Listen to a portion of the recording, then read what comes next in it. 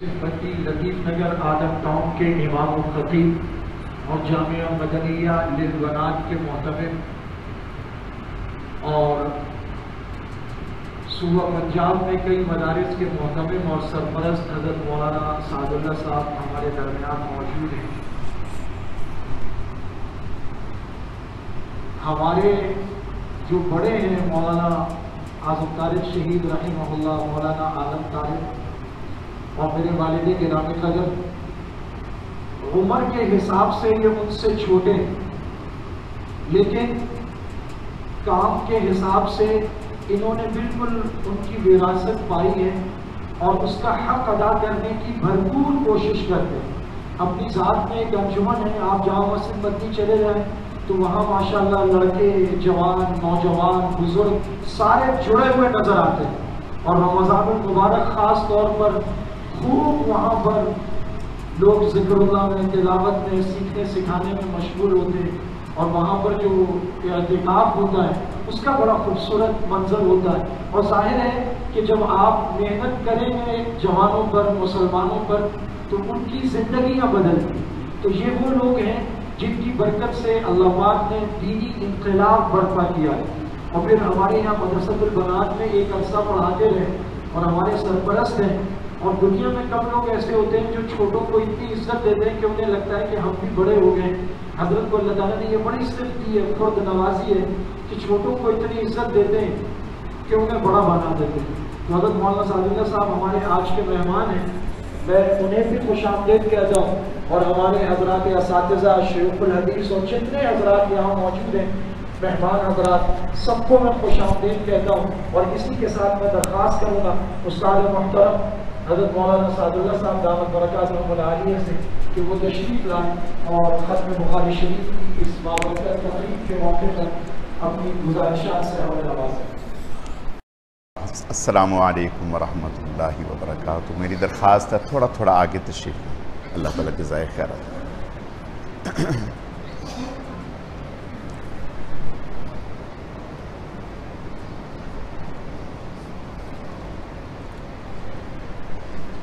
अल्हम्दुलिल्लाह अल्हम्दुलिल्लाहि नहमदुहु व नस्तईनुहु व नस्तगफिरुहु व नुमिनु बिही व नतवक्कलु अलैहि व नऊज़ु बिल्लाहि मिन शुरूरि अनफुसिना व मिन सय्यिआति अअमालिना मन यहदिहिल्लाहु फला मुज़िल्ल लहु व मन युज़लिल्हु फला हादिय लहु व नशहदु अल्ला इलाहा इल्लल्लाहु वहदहु ला शरीका लहु वला नज़ीर लहु वला मिस्ला लहु वला मिसाल लहु व नशहदु अन्न सय्यिदना व सनदना व शफ़ीअना व मुर्शिदना व मौलाना व मलजाना मुहम्मदिन व बारिक व सल्लिम व सल्लि अलैहि। अऊज़ु बिल्लाहि मिनश शैतानिर रजीम। बिस्मिल्लाहिर रहमानिर रहीम। लक़द मन्नल्लाहु अलल मुअ्मिनीना इज़ बअस फ़ीहिम रसूलन मिन अनफुसिहिम यत्लू अलैहिम आयातिही व युज़क्कीहिम व युअल्लिमुहुमुल किताब वल हिकमह व इन कानू मिन क़ब्लु लफ़ी ज़लालिम मुबीन। सदक़ल्लाहु मौलानल अज़ीम व बल्लग़ना रसूलुहुन नबियुल करीम व नहनु अला ज़ालिका लमिनश शाहिदीन वश्शाकिरीन वल्हम्दुलिल्लाहि रब्बिल आलमीन। अल्लाहुम्मा सल्लि अला रौज़ति मुहम्मदिन फिर रियाज़ व सल्लि अला बलदि मुहम्मदिन फिल बिलाद व सल्लि अला क़ब्रि मुहम्मदिन फिल क़ुबूर व सल्लि अला जसदि मुहम्मदिन फिल अजसाद व सल्लि अला रूहि मुहम्मदिन फिल अरवाह। काबिल सद एहतराम हज़रात उलमाए किराम, गिरामी क़दर मुअज़्ज़ज़ हाज़िरीन, समात फरमाने वाली मेरी मजहबी, दीनी, इस्लामी बहनों बेटियों, जामिया महमूदिया की ये सालाना ख़त्म बुखारी शरीफ की मुबारक तकरीब है। रब्बे करीम ने हम पर एहसान फरमाया कि इस मुबारक तकरीब में हमें हाज़री का शरफ बख्शा। आप इसको महज तकरीब ना समझें, बल्कि यूँ नीयत फरमाएं, इरादा फरमाएं कि वो तालिबात जिन्होंने 6 साल पहले मुबारक इल्म की शुरुआत की और इस 6 सालों में लाखों करोड़ों मर्तबा दुरूद पाक पढ़ा और इसी तरह लाखों मर्तबा ज़िक्र अज़कार किया, पूरे कुरान पाक की तफसीर मुकम्मल की। आज उन तालिबात का आखिरी सबक होगा। ये सबक कितना कीमती है, इसके पीछे करोड़ों मर्तबा दुरूद पाक का अमल है, पढ़ाने वालों का, पढ़ने वालों का। इस आखिरी सबक को पढ़ने की नीयत से और सुनने की नीयत से हम यहाँ बैठे। हम ये नीयत करें कि जिस बच्ची ने 6 साल से मेहनत की, आज उसकी मेहनत का उससे सिला मिलना है, इनाम मिलना है। उसने मजदूरी की 6 साल, मजदूरी किसी इंसान की नहीं की, किसी फ़र्द वाहिद की नहीं की, बल्कि अल्लाह ताला की बारगाह में उसका मुबारक इल्म और दीन सीखने की नीयत से उसने शबो रोज़ मेहनत की। जितनी भी तालिबात हैं, तो आज रब्बे करीम की तरफ से उन्हें इनामात से नवाज दिया जाएगा।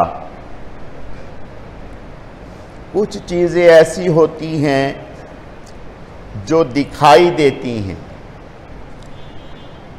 कुछ चीज़ें ऐसी होती हैं जो दिखाई नहीं देती। आज ये जो ज़ाहिरी तकमील होगी, ये दर हकीकत अल्लाह ताला की तरफ से वो एजाज़ है कि रुए ज़मीन पर ये एजाज़ हर इंसान के बस में नहीं, बल्कि अल्लाह ताला जिन्हें चुन लेते हैं उन्हें अता फरमाते हैं।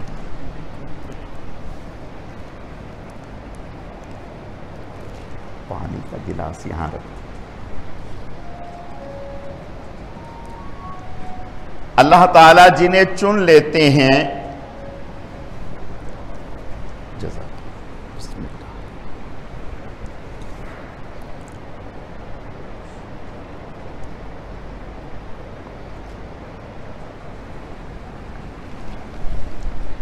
उन्हें अता फरमाते हैं। तो आप सबसे पहले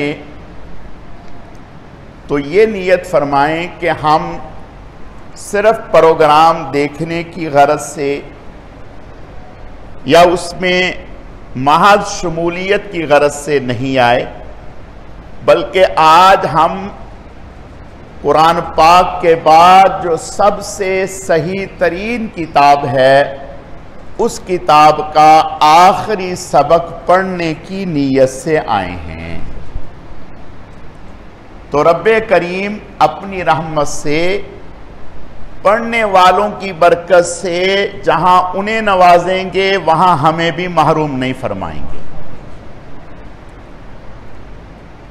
मैंने जो आयत करीमा तिलावत की है, इस आयत में अल्लाह रब्बुल इज़्ज़त ने जनाब रसूलुल्लाह सल्लल्लाहु अलैहि वसल्लम के फ़राइज़ को बयान किया है, आपकी बुनियादी जिम्मेदारियों को जिक्र फरमाया है। आपके फ़राइज़ को बयान करते हुए अल्लाह फरमाते हैं, यतलू अलैहिम आयाती, कि अल्लाह के नबी सल्लल्लाहु अलैहि वसल्लम कुरान पाक की तिलावत उम्मत को सिखलाते थे, मुअल्लिम थे, उस्ताद थे, पढ़ते थे, सुनाते थे। वयुज़क्कीहिम, लोगों का तज़किया करते थे, उनके बातिन को साफ करते थे। वयुअल्लिमुहुमुल किताबा वल हिक्मा, इसके साथ किताबुल्लाह की तालीम देते थे। तालीम का क्या माना? एक है अल्फाज का पढ़ना, जो हमारे मकातिब में होता है कि कारी साहब अल्फाज पढ़ा रहे हैं, बच्चों को सिखा रहे हैं। और एक है उन अल्फाज में जो उलूम हैं, उन उलूम को बयान करना। और फिर जो रसूलुल्लाह सल्लल्लाहु अलैहि वसल्लम की अहादीस कुरान की वजाहत में आई हैं, उनको सिखाना। तो ये रसूलुल्लाह सल्लल्लाहु अलैहि वसल्लम के फराइज़ मनसबी को अल्लाह ने बयान किया है। इस उम्मत का ये एजाज है कि अल्लाह ने रसूलुल्लाह सल्लल्लाहु अलैहि वसल्लम के एक एक काम के लिए पूरी पूरी जमात को, रसूलुल्लाह सल्लल्लाहु अलैहि वसल्लम से लेकर आज तक पूरी पूरी जमात को खड़ा कर दिया। और किसी भी दीन में चले जाएं, यहूदियों में चले जाएं, ईसाइयों में चले जाएं, कहीं चले जाएं, ना उनका दीन महफूज है, ना उनकी किताब महफूज है, ना नबी की जिंदगी महफूज है। सिर्फ और सिर्फ ये तुर्रा इम्तियाज इस्लाम का है। हमारा कुरान भी महफूज है, हमारी अहादीस भी महफूज हैं। और रब्बे करीम ने ये एहसान फरमाया कि इसके लिए पूरी उम्मत को और उम्मत के मुंतखब लोगों को इस काम के लिए खड़ा कर दिया।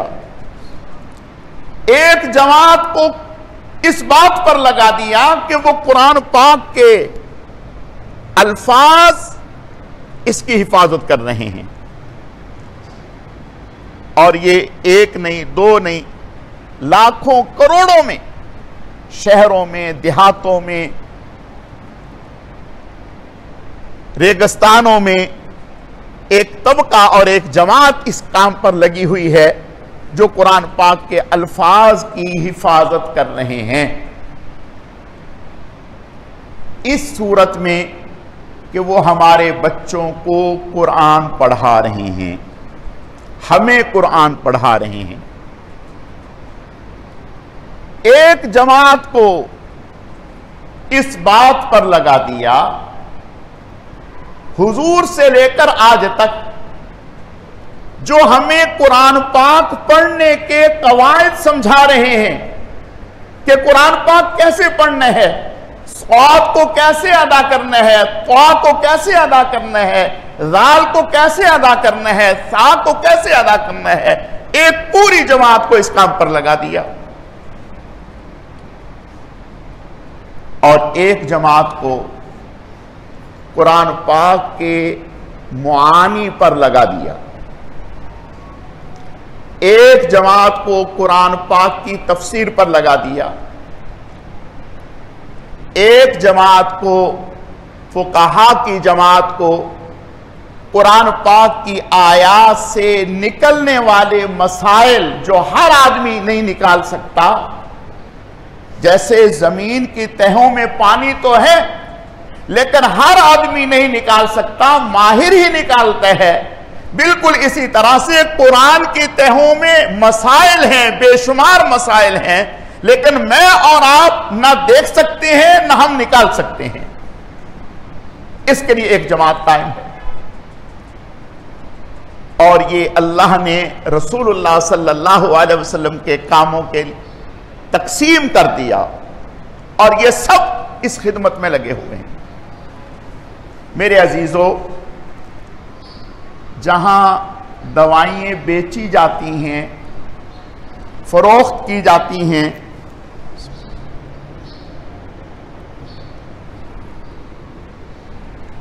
हमारी जबान में उसे कहते हैं मेडिकल स्टोर।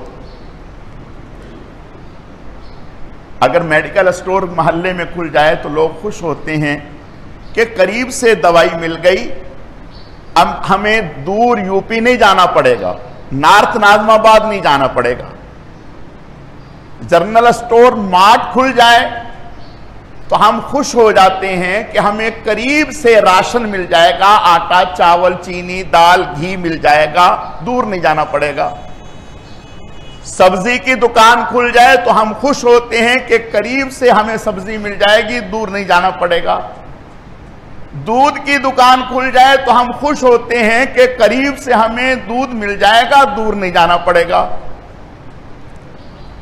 मदरसा कहते हैं जहां कुरान का दर्स दिया जाता है, हदीस का सबक दिया जाता है, हदीस का सबक जहां जिस जगह बैठकर पढ़ाया जाए, पढ़ा जाए, कुरान का सबक जहां बैठकर पढ़ा जाए, पढ़ाया जाए, तजवीद का सबक जहां बैठकर पढ़ा जाए, पढ़ाया जाए, फिका का सबक जहां बैठकर पढ़ा जाए, पढ़ाया जाए, उसको कहते हैं मदरसा।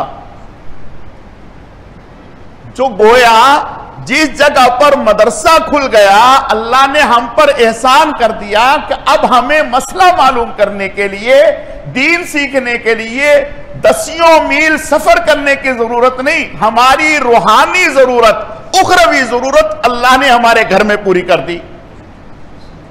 बात समझ में आ रही है? ये आज जो आप देख रहे हैं, बच्चा जब पैदा होता है किसी घर में तो वो देखता है एसी भी लगा हुआ है, कलर भी हुआ है, 4-5 कमरे भी हैं, 400 गज का बड़ा बंगला है, तो वो बड़ा खुश होता है कि शायद अब्बा को ऐसे ही मिला। उसने वो तकलीफें नहीं देखी होती जो अब्बा ने इसको बनाने में उठाई होती हैं। उसको नहीं पता होता कि अब्बा ये 400 गज का मकान किस मेहनत से अब्बा ने बनाया है। मेरे अजीजों, आज जिस जमाने में हमने आंख खोली, हमने दीन देखा मदरसों की सूरत में, मसाजिद में, घर बैठे बैठे हमें मसाइल मिल जाते हैं, घर बैठे बैठे हमें अहादीस मिल जाती हैं, मोहल्ले में जाए तो कुरान की तालीम मिल जाती है। यह सिर्फ मदरसा नहीं है, ये तो खानकाहें भी हैं। ये मदरसे वो हैं जो हमारे बातिन पर दीन का रंग चढ़ाते हैं, हमें इंसानियत सिखाते हैं। थोड़ा सा पहले जाएं तो ऐसा नहीं था, एक एक मसले के लिए, एक एक मसले के लिए सैकड़ों मील सफर करना होता था। सहाबी रसूल हैं हजरत जाबिर रजी अल्लाह ताला फरमाते हैं, एक हदीस के लिए महीने भर का सफर किया, मदीना से लेकर शाम पहुंचा। और सफर भी ऐसा नहीं कि आज जहाज पर बैठे और 2 मिनट में पहुंच जाएं। सवारी पर 1 महीने का सफर किया एक हदीस के लिए। उनसे पूछिए इस मदरसे की कदर मंजिलत। अगर मुझे और आपको एक मसले के लिए 1 महीने का सफर करना पड़ता तो फिर हमें अंदाजा होता कि आज हमारे मोहल्ले में जो मदरसा खुल गया, जो हमारी जरूरतों को पूरा कर रहा है, जो हमारे बच्चों की जरूरतों को पूरा कर रहा है, जो हमारी बच्चियों की जरूरतों को पूरा कर रहा है, जो हमारी रूहानी जरूरतों को पूरा कर रहा है, यह अल्लाह ताला की कितनी बड़ी नेमत है। सहाबी रसूल हैं, मक्का में रिहाइश है। एक खातून से निकाह किया। निकाह होने के बाद एक औरत आ गई, आकर के कहने लगी,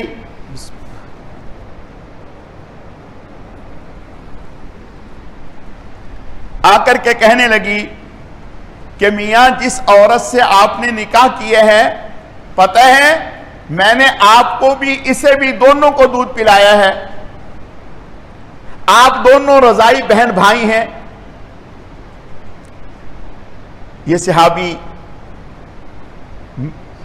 हैरान हो गए, कहने लगे मैंने कुछ छुप छुपा के तो निकाह नहीं किया, मैंने तो खुलेआम किया है, इससे पहले तो कभी आपने बताया तक नहीं। उसने कहा कि बस हकीकत यही है, मैंने तुम्हें भी दूध पिलाया है, तुम्हारी बेगम को भी, तुम दोनों रजाई बहन भाई हो। अब ये बड़े परेशान, लोगों से मालूम किया, तशफ़ी नहीं हुई। सिर्फ इस एक मसले के लिए मक्का से मदीना आए। बुखारी शरीफ की रिवायत है, मक्का से मदीना आए और आकर के रसूलुल्लाह सल्लल्लाहु अलैहि वसल्लम की खिदमत में दरखास्त की, या रसूलुल्लाह सल्लल्लाहु अलैहि वसल्लम, मैंने एक खातून से निकाह किए है। किसी औरत ने आकर के ये कह दिया कि मैंने तुझे भी और तेरी होने वाली जो बीवी है, जो तेरे निकाह में आई है, उसे भी दूध पिलाया। अब या रसूलुल्लाह, आपने फरमाया तुम उसके साथ कैसे जिंदगी गुजार सकते हो? नहीं, अलहदगी इख्तियार करो। अब बताओ मेरे अजीजों कि कितनी मेहनत उठानी पड़ी एक मसले को मालूम करने के लिए। आज आप और मैं अगर 10 दिन के लिए अपनी नौकरी छोड़कर, अपना कारोबार छोड़ करके लाहौर जाते और जाकर के एक मसला मालूम करके आते, तो हमें अंदाजा होता कि ये जो मदरसा यहां खुला है, ये कितनी बड़ी अल्लाह की नेमत है। ये मदरसे मेरे अजीजों ऐसे नहीं, इसके पीछे तो खून है। शाह अब्दुल कादिर रायपुरी रहमतुल्लाह अलैह हमारे करीब के बुजुर्गों में से गंगोह पढ़ने के लिए तशरीफ ले गए, जगह नहीं है। आगे से कहा गया कि इतने तालिब इल्म हैं कि जिनका खाना बड़ी मुश्किल से, और खाना भी ऐसा नहीं था, आज तो अल्लाह का एहसान है कि ये मदरसा है तो खाना यहां मिल रहा है, वरना ये होता था कि खाना पूरे देहात से इकट्ठा होकर के आता था और वो खाया जाता था। कहा कि हमारे पास न रखने की जगह है, न खिलाने की जगह है। तो फरमाने लगे कि सबक में बैठने की गुंजाइश है। कहां सबक में बैठने की गुंजाइश? शहर से बाहर एक मस्जिद में तशरीफ ले गए। वहां के लोगों से कहा कि भाई मुझे इजाजत दो कि मैं रात को मस्जिद में ठहर जाया करूं। कहा जी ठीक है। रात को मस्जिद में ठहरते, सर्दी के जमाने में चटाई में लिपट जाते, और खाने के लिए क्या होता, शाम को रात को जब अंधेरा हो जाता तो सब्ज मंडी में जाते, जो सब्जी नाकारा होकर के फेंक देते लोग, उसको इकट्ठा करते, धोते, धोकर उबाल करके उसको खा लेते। इस तरह से पूरा साल काम चलाया और दीन हासिल किया। मेरे अजीजों, मैं एक बात पूछना चाहता हूं, हम सोचते हैं कि मदरसा ये क्या कर रहा है, ये मौलवी क्या कर रहे हैं। बहुत ही माजरत के साथ रसूलुल्लाह सल्लल्लाहु अलैहि वसल्लम पर कुरान उतरा, सहाबा-ए-किराम ने महफूज किया और सहाबा-ए-किराम ने मेहनतें उठाई। सहाबा-ए-किराम रिज़वानुल्लाहि अलैहिम अजमाइन, उस वक्त भी फरावानी का जमाना नहीं था, तंगी का जमाना था। हजरत अबू हुरैरा रज़ी अल्लाह तआला अन्हु फरमाते हैं कि मैं रसूलुल्लाह सल्लल्लाहु अलैहि वसल्लम के दरे अक़दस पे पड़ा रहता, भूख की वजह से मुझ पर गशी तारी हो जाती, खाने के लिए कुछ ना होता, गशी तारी हो जाती। और उस वक्त लोग इसको मिर्गी समझते और इसका इलाज ये समझते कि गर्दन पर पांव रखो तो ठीक हो जाता। फरमाते कि लोग मेरी गर्दन पर पांव रख रख करके गुजर जाते और ये ना समझते कि मुझे भूख की वजह से गशी है और मिर्गी नहीं है। फरमाते एक दफा शदीद भूख लगी, मैं जिस तरफ से सैयदना सिद्दीक अकबर रज़ी अल्लाह तआला अन्हु गुजरते थे, तशरीफ ले जाते थे, उस तरफ रास्ते में खड़ा हो गया। जब वो निकले तो मैं बातें करने लगा कि शायद बातों बातों में ये मुझे साथ ले जाए। तो फरमाते हैं कि मेरा गालिब गुमान यह है कि उनके घर में कुछ नहीं था, वो मुझे साथ नहीं लेके गए। एक और सहाबी उनके साथ, वो भी ना लेके गए। कहने लगे कि आप सल्लल्लाहु अलैहि वसल्लम जब निकले तो मुझे देखकर मुस्कुरा दिए, आपने मेरी अंदर की बात को पहचान लिया।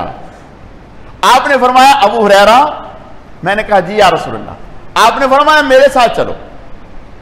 मैं खुश हो गया, मैं आपके साथ आया तो आपने मुझे अंदर बिठाया और फरमाया कि ये एक दूध का प्याला है। तो मैं बहुत खुश हुआ कि दूध का प्याला, चलो आज तो मजे आ जाए। कहते हैं जब हुजूर मेरे सामने दूध का प्याला लाए, आपने फरमाया ऐसा करो, बाहर जितने भी असहाबे सुफ़ा के लोग बैठे हैं, 70-80 के करीब जमात बैठी है, उन सबको बुला लो। अब मैंने कहा भाई इतनी बड़ी जमात है तो अब मुझे क्या मिलेगा। बिस्मिल्लाह,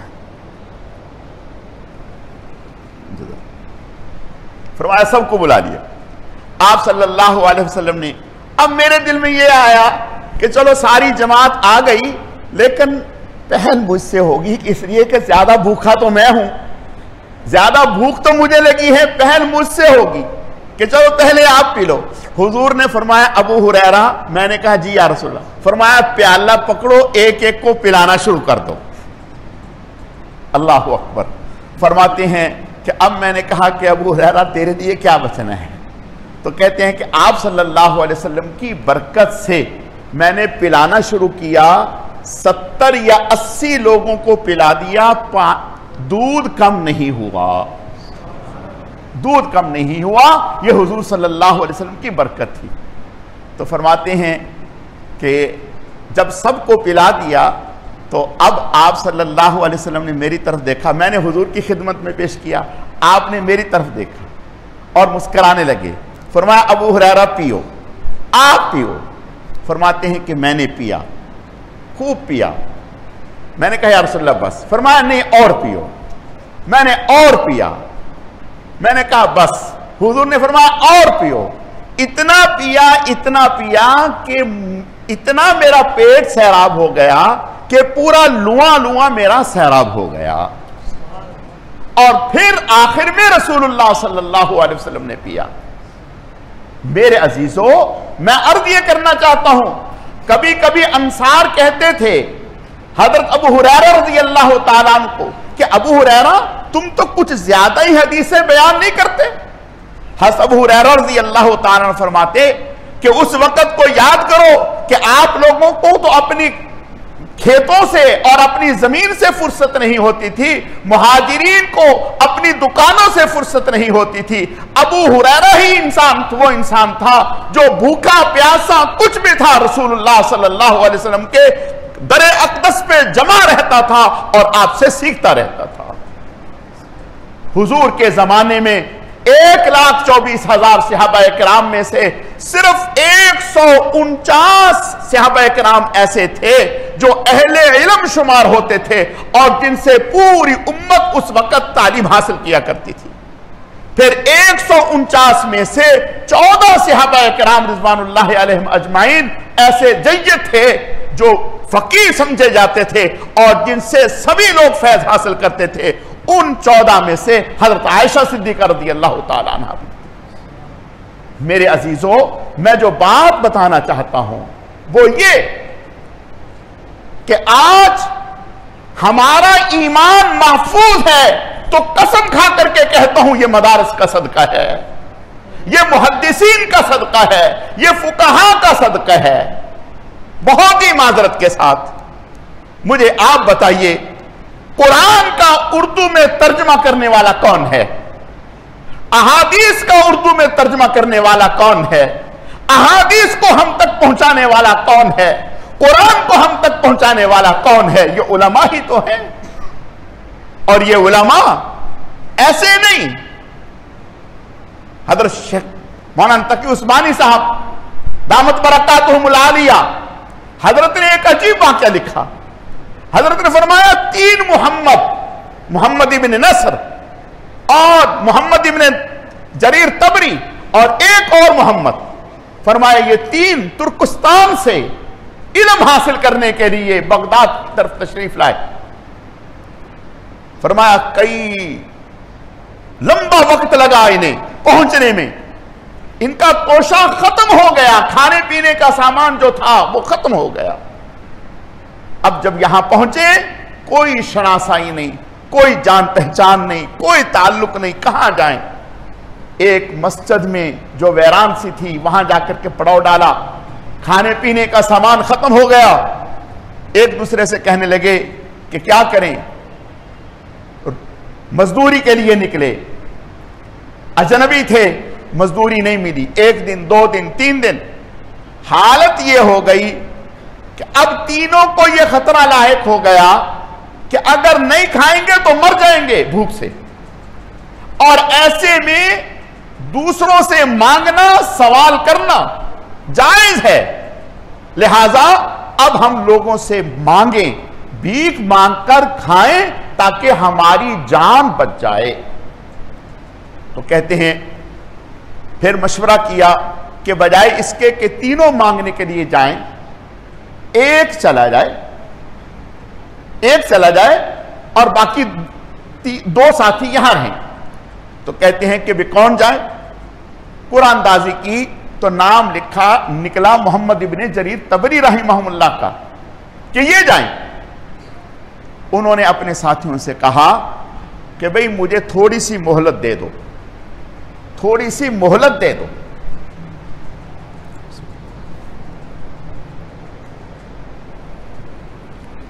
थोड़ी सी मोहलत दे दो। उन्होंने कहा ठीक है। इन्होंने वजू किया, वजू करने के बाद 2 रकात नमाज नफल पढ़ी और दुआ करने लगे, ऐ अल्लाह ये हाथ आज तक आपके अलावा किसी और के सामने उठे नहीं, और आप जानते हैं हम गरीबुद्दियार हैं, यहां के रहने वाले नहीं हैं। या अल्लाह पाक आपके दीन के लिए, रसूलुल्लाह सल्लल्लाहु अलैहि वसल्लम की अहादीस के लिए हमारे ऊपर यह तकलीफ और यह परेशानी आई है कि आज जान बचाना मुश्किल हो रहा है। या अल्लाह पाक हमारी इज्जत गवारा नहीं करती कि हम जो हाथ आज तक आपके अलावा किसी और के सामने ना उठाए हो, ज़बान आपके अलावा किसी और के सामने खुली ना हो, हम किसी और से सवाल करें। या अल्लाह पाक आप कादरे मुतलक हैं, आप हमारी मदद फरमाएं। अभी ये दुआ कर रहे हैं, दुआ पूरी नहीं हुई, एक शख्स आया, दरवाजे पर दस्तक दी और आकर के कहने लगा मोहम्मद इब्ने जरीर तबरी कौन है, मोहम्मद इब्ने नसर कौन है, और मोहम्मद इब्ने मसलमा वो कौन है। अब 2 साथी उठे और जल्दी से आगे बढ़ करके कहने लगे कि भाई मोहम्मद इब्ने जरीर तबरी तो ये हैं जो दुआ मांग रहे हैं, और मोहम्मद इब्ने नसर मैं हूं। और तीसरे मोहम्मद ये हैं। कहा कि शहर का जो अमीर है, सरबराह है, उसकी तरफ से ये आपके लिए हदिया आया है 500 अशरफी। इन्होंने कहा कि अमीर से कहिए कि पहले तो ये बताए कि हमें तो यहां जानता कोई नहीं, आपने हमारा नाम लिया कि मोहम्मद इब्ने जरीर तबरी कौन है, मोहम्मद इब्ने नसर कौन है, तीसरे मोहम्मद वो कौन है, आपको हमारा नाम किसने बता दिया? पहले ये पूछ के आओ कि नाम किसने बताया, फिर उसके बाद हम आपका हदिया कबूल करेंगे। उन्होंने जाकर के दरखास्त की कि हजरत नाम बताइए। कहा कि बात यह है, रात में रसूलुल्लाह सल्लल्लाहु अलैहि वसल्लम की ज़ियारत हुई, आपने इरशाद फरमाया मियां तेरे शहर में हमारे मेहमान वो फक्र फाका की जिंदगी बसर करें और तुम आराम से सोए रहो।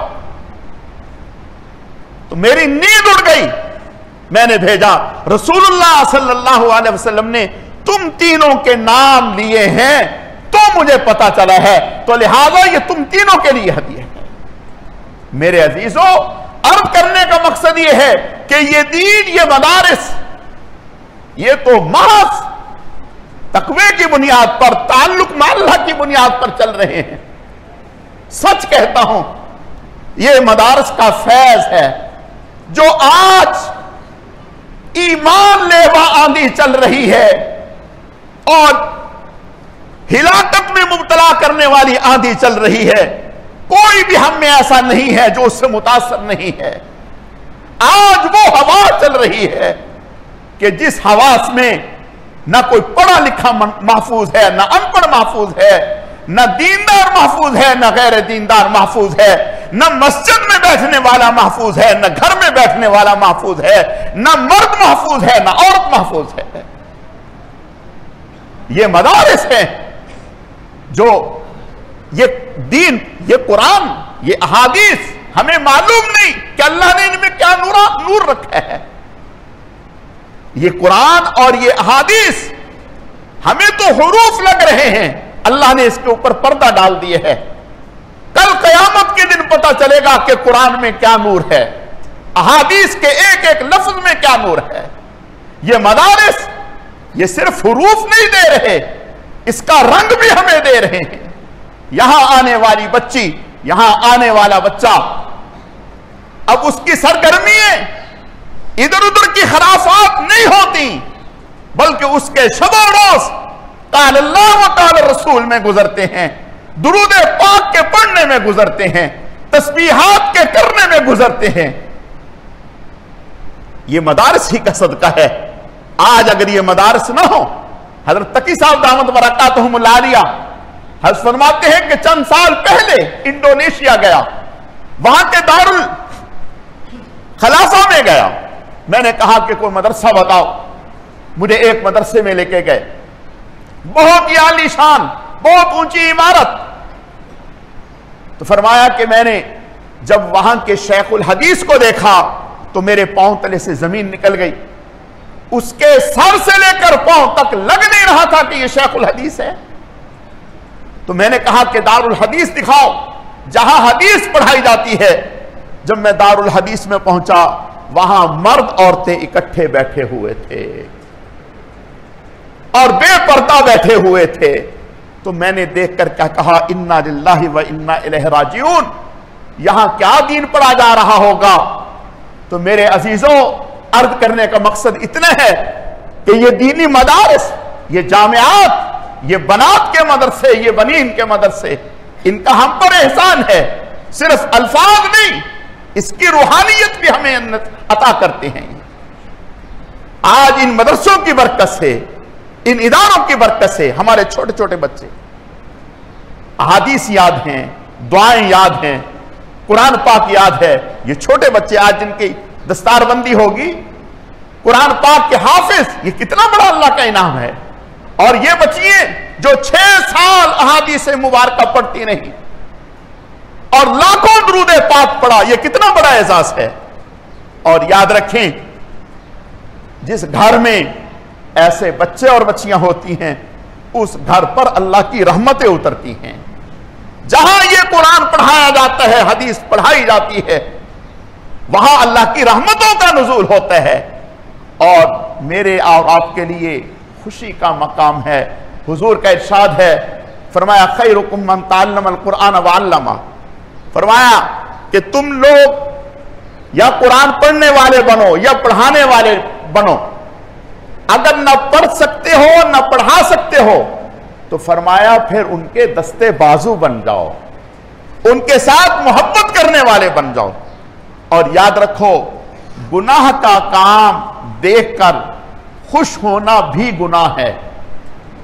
गुनाह का काम होते हुए देखकर खुश होना कि बहुत अच्छा हो रहा है, यह भी गुनाह है।